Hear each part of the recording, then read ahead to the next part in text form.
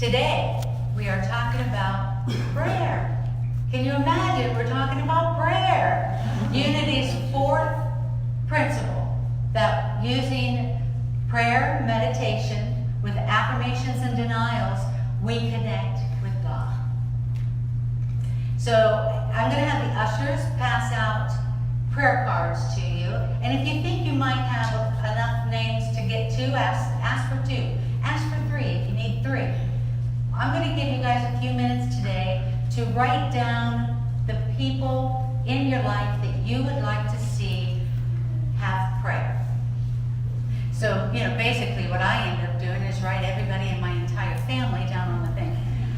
And that's perfectly okay. Like I said, if you find that you're going to need two or three, let the ushers know and they'll be happy to give them to you. Thursday is World Day of Prayer. Unity World Day of Prayer. It's also the 25th anniversary of World Day of Prayer. We'll have a prayer vigil here from 8 a.m. till 7 p.m. and then at 7 p.m. we'll come into the sanctuary and do a closing service from 7 until 8. So we're holding prayer from 8 in the morning on Thursday till 8 p.m. at night Thursday evening. What we'll do is we'll take all of these prayer lists, prayer requests that you give us, and we'll pray those names all day long. And we'll be joined by millions of other people doing exactly the same thing at the same time, which is wonderful. It's very powerful. If you have the opportunity to come by anytime during the day, think about doing that. Make the decision to do that, to come and help hold space and pray for all of these names. You can come for 1 hour, you can come for a half an hour, you can come for all day. However you want to do it, but it'll be open. We'll be holding the prayer vigil in our new bookstore space. We don't quite have the name for it yet, but in the bookstore space, we'll be holding the prayer vigil there, and then we'll come and do the final service here in the sanctuary. So we want to play for a couple of minutes while they fill out their things.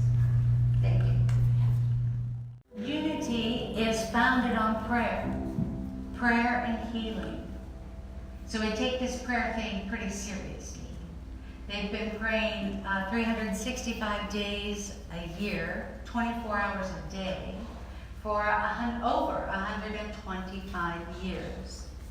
So there's a lot of powerful prayer energy that is in the foundational work of unity. And when we talk about prayer, I'm just going to make a statement. Prayer is the only thing that really, truly works.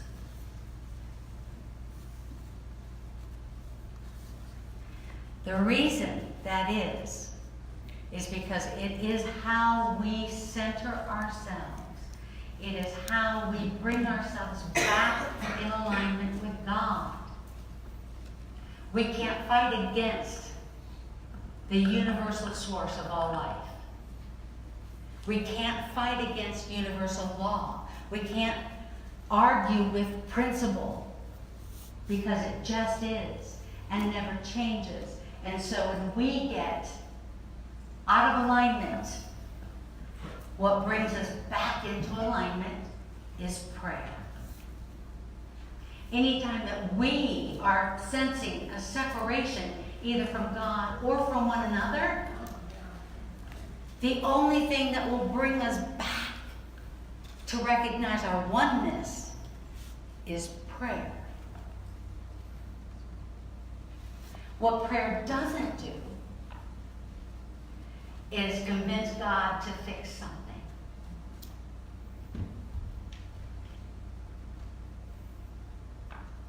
It brings us back to where we need to be. In love, connection, acceptance, puts us back in our power is what it really does. Brings us back to our power, because there is only one power in the universe and in our lives, and that's God. It isn't what you see out here. It isn't your boss. It isn't the boyfriend. It isn't how strong you are because you work out at the gym. However, being healthy is a wonderful thing. It is God. That's our true source of power, and aligning with God through prayer puts us in alignment with that power. And through God, there is absolutely nothing that cannot be done. That was a lot of no's, nothings, and can'ts. Intentionally. Because today we're going to talk about affirmations and denials. And we're unity, folks. We like affirmations. We like affirmations. Yeah, we do. We love our affirmations. And we do not like to say things like, you don't and shouldn't and can't and won't. We don't like to do those things. We don't like to use those words.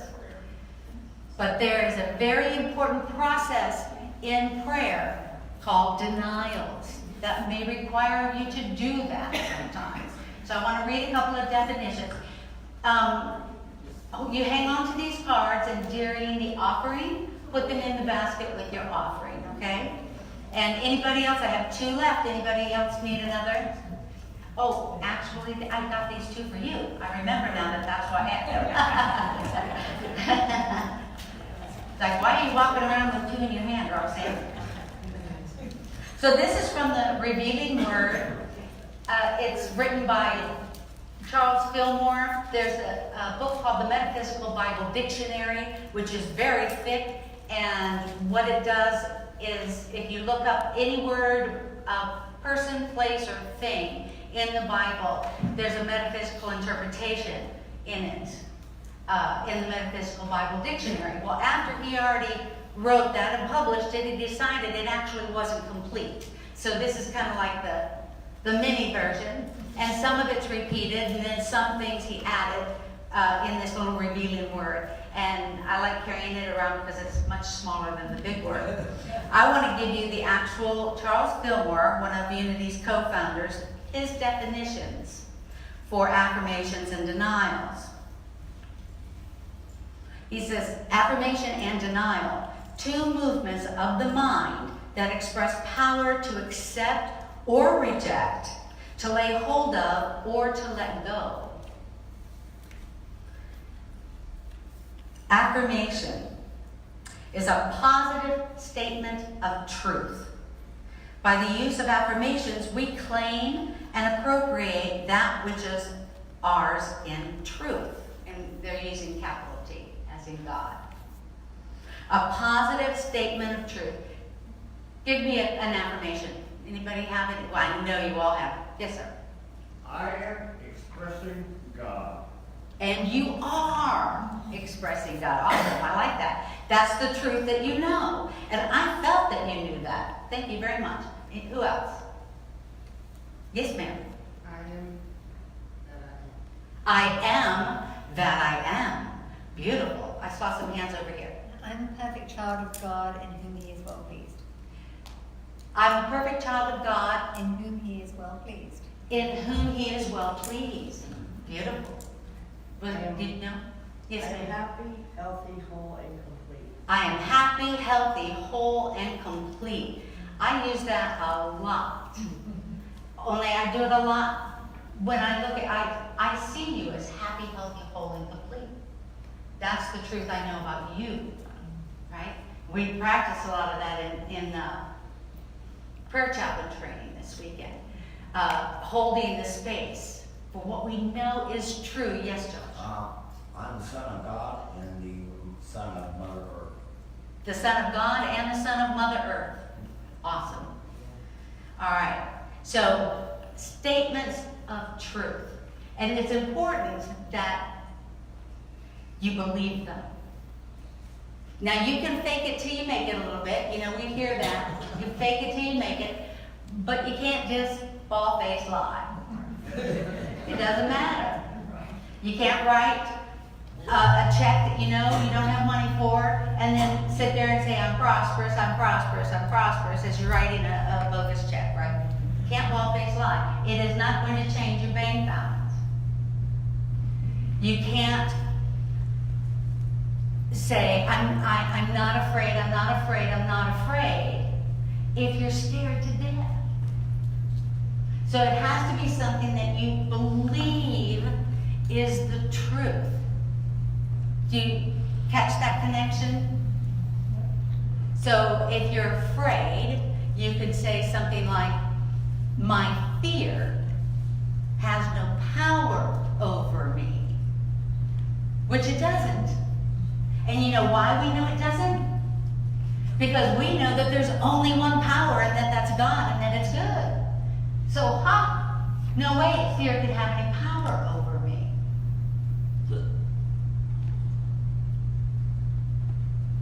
What's another one that somebody uses? Anybody have any that they use on a regular basis? Yes, Nancy. God is in all things, and in all things God is. God is in all things, and in all things God is, which is a great mantra if you're standing in the middle of confusion or what you perceive as ugliness, or that would be a great reminder, because that's the truth, right? Yes, ma'am. Let go and let God. There you go. Yeah, let go and let God. That one should be on the top of our list, right? Let go and let God. God's got it. God's at the helm. Yes, ma'am. I cast my burdens on God within, and I All right, I did not get that. I'm sorry. I cast my burdens on God within, and I will free. Whew. Wow, that's powerful. I cast my burdens on God within, and I go free. Wow. Nice, PJ. Nothing in or of this world can harm Nothing in and of this world can harm the truth of me. the truth of me. And so it is. Amen. You guys are good. Awesome. All right. So denials. I'm going to read the definition for denial. The mental process of erasing from consciousness the false beliefs of the sense mind. Denial clears away belief in evil as reality and thus makes room to establish the truth. You know, sometimes you got to clean out a closet before you can hang new stuff up. You can continue, you see my closet, you can continue to push it this way and keep hanging, but it never really quite fits in there, right?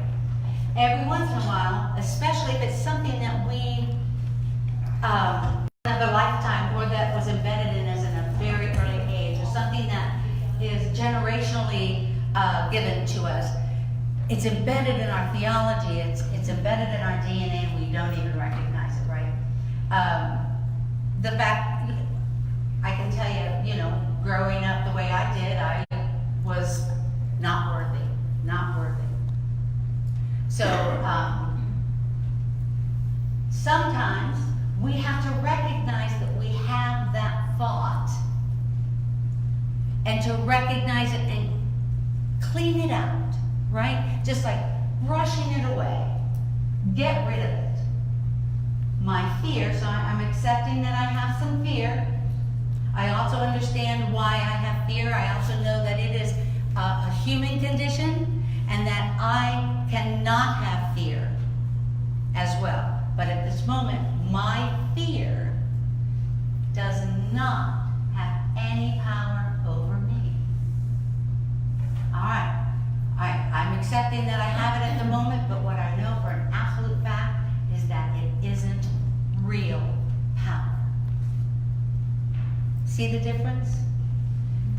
And people they really just don't like to do it. So, does anybody use denials? Let me tell you one that, of course, a famous one is Myrtle Fillmore, the co-founder of Unity.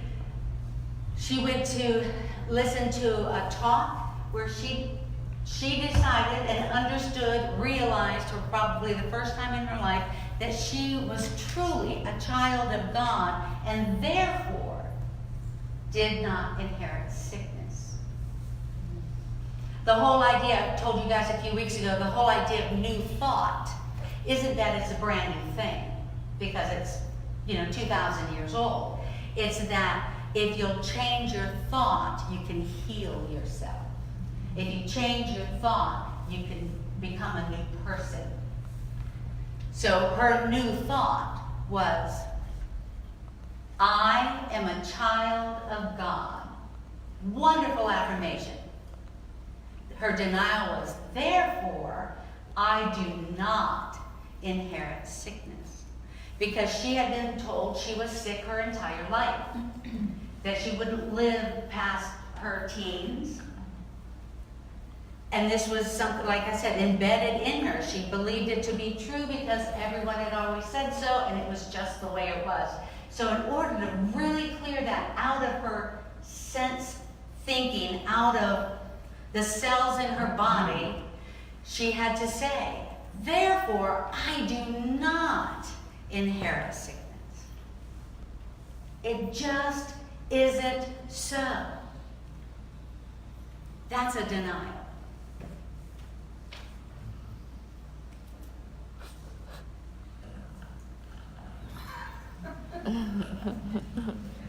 Does that help any? Yes, it does. Okay. Let's see. A denial is a relinquishment, and it should not be made with too much power. Let us make our denials as though we were gently sweeping away cobwebs, and our affirmations in strong, bold, positive attitudes of mind. When we poise ourselves in divine mind, our affirmations and denials will be made in right relation.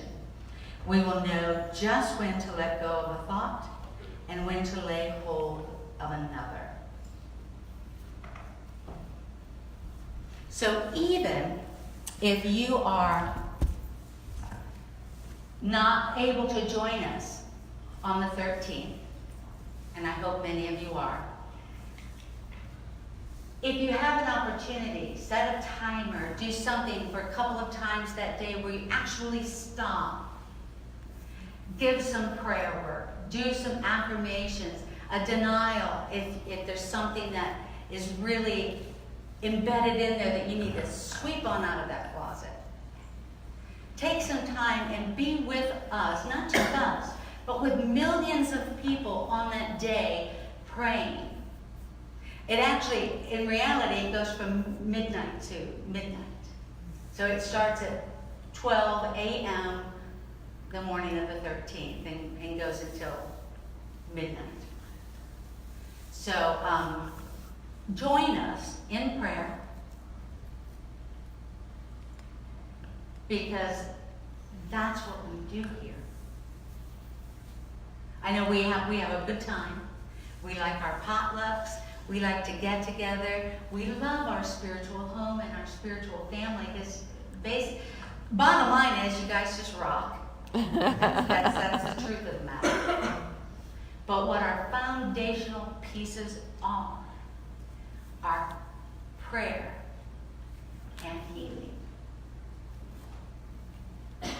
And I know we have got a room full of healers here today.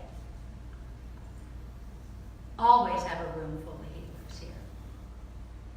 So on the 13th, set your timers, take some time, say your affirmations, say your denials, pray with us, come and join us if you can. I love you all very much. Have a wonderful rest of your weekend.